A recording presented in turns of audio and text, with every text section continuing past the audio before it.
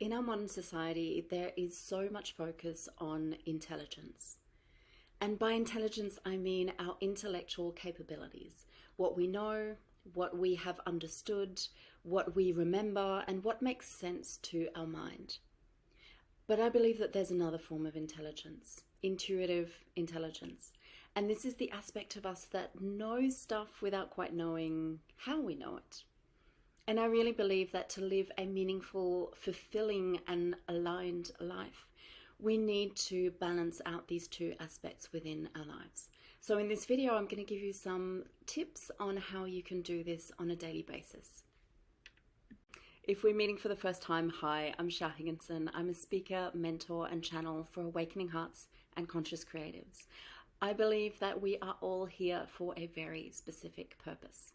And mine is to help you get out of your own way, figure out what you came here to do in this lifetime, and help you tap into your innate wisdom and gifts in order to live out the life that you came here for. So if that sounds like I can help you on your journey, don't forget to hit subscribe so you don't miss out on any of the content that I share here. And let's jump into today's topic, how to balance intuitive and intellectual intelligence. People tend to have very clear beliefs about themselves. They believe that they are either analytical or creative. But I believe that everyone is both of these things. We both have two hemispheres in our brain. One dictates our analytical capabilities and the other one controls our creativity. So the secret, I believe, is to get both of these hemispheres to work together rather than fighting themselves or only working one aspect of them. If we prioritize one aspect over the other, it's like kind of going to the gym but only doing weights on one arm and ending up like super bulky this side and all skinny on the other side. It doesn't really make sense, right? Because that's what we can see. But when it comes to our intellectual and our intuitive minds, we tend to do that, except that it's not always that visible.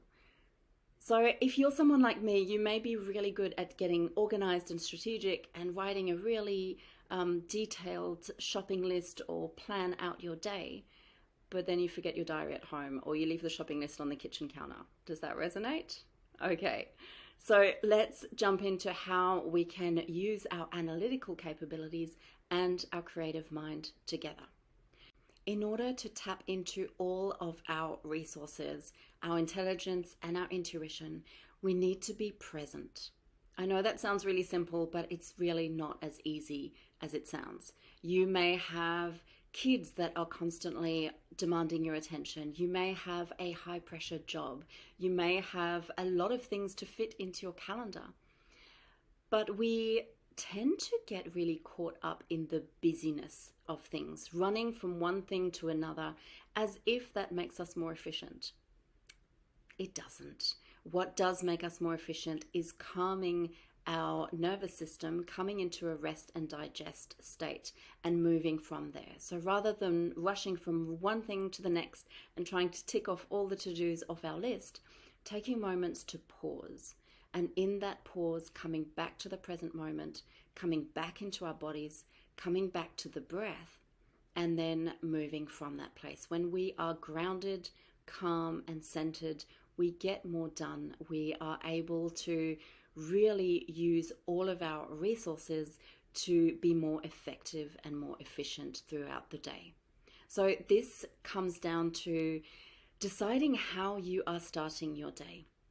We tend to all have routines that we get caught up into. For some people, we get up in the morning and the first thing we do is to go to the coffee machine and make a coffee. Maybe you don't have that freedom. Maybe you're woken up by a small child or a baby, and the first thing that you have to do is tend to somebody else.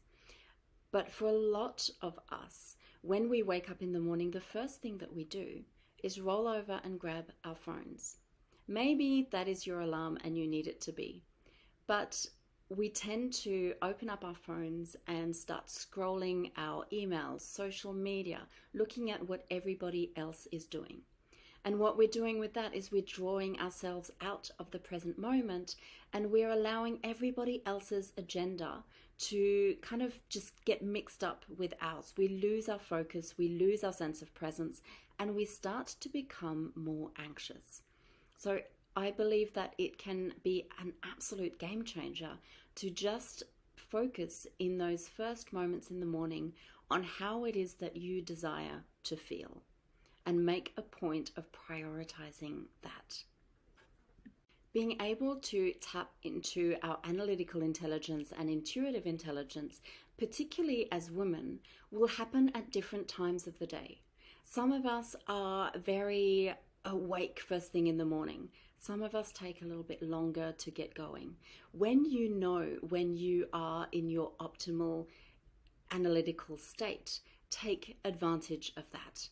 Pick apart your day, figure out how you cycle through that day.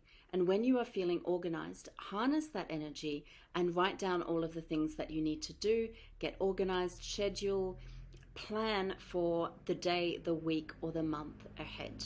There's no point in sitting down when we're feeling a little bit more creative, when we're using more of our intuitive mind and trying to do intellectual tasks. They just will not flow together. And we end up being pretty overwhelmed and can even burn out by trying to do this on a regular basis. We need to learn to move with our own energy. And that comes from a process of self-inquiry and self-discovery. There are some people who will tell you that you should get up at 5 a.m. and you should do things in a particular day and way, and you should plan your week on a Sunday night. And there are all kinds of different ways to do this. And I believe that every single person is an individual, and what is going to work for you may not work for the next person. You are a complete, unique human, and the best thing that you can do is to figure out what works for you. Spend some time in self-discovery and try out different methods, but honor your own rhythms and cycles, because nobody will be able to tell you what's going to be the best strategy for you. You need to explore and discover that for yourself. Once you have a plan, often what people do is they have a plan, they schedule something out, they write a long to-do list, and then they launch into action immediately. And that is how they get tripped up. We're not taking the time to tap into ourselves and open ourselves up to receive our intuitive inspiration. So how intuition comes into our lives is, it can feel like a thought. It can feel like a little light bulb moment, or a feeling in the body, something's not quite right, or we've forgotten something. All of those little hints are our intuition trying to get our attention.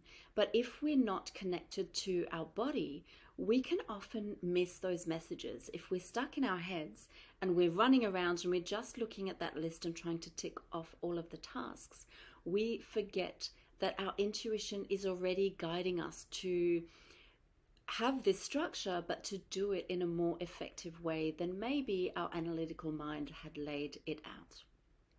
So I always recommend having a plan, but then getting really present with yourself and allowing your intuition to connect with you and to guide you step by step in the order that things need to take place, and to also have those little nudges and those little reminders that your analytical mind may just brush aside because they don't necessarily make sense, but your intuition is giving you as a little clue to help you out down the track. You need to be present in order to take advantage of all the resources that you have inside yourself and outside of yourself. You need to know who you are, how you function at your best, and you need to fully trust yourself. There are so many different methodologies and strategies out there, but I believe that actually my business is called the Soul Strategist. So obviously I believe that your best strategy is to align with your soul, with your uniqueness, and to figure out exactly who you are and how you can be the best at doing things your way. So yes, that involves quite a little bit of journeying and discovering yourself and trial and error, but we learn best through trial and error and self-compassion and self-discovery.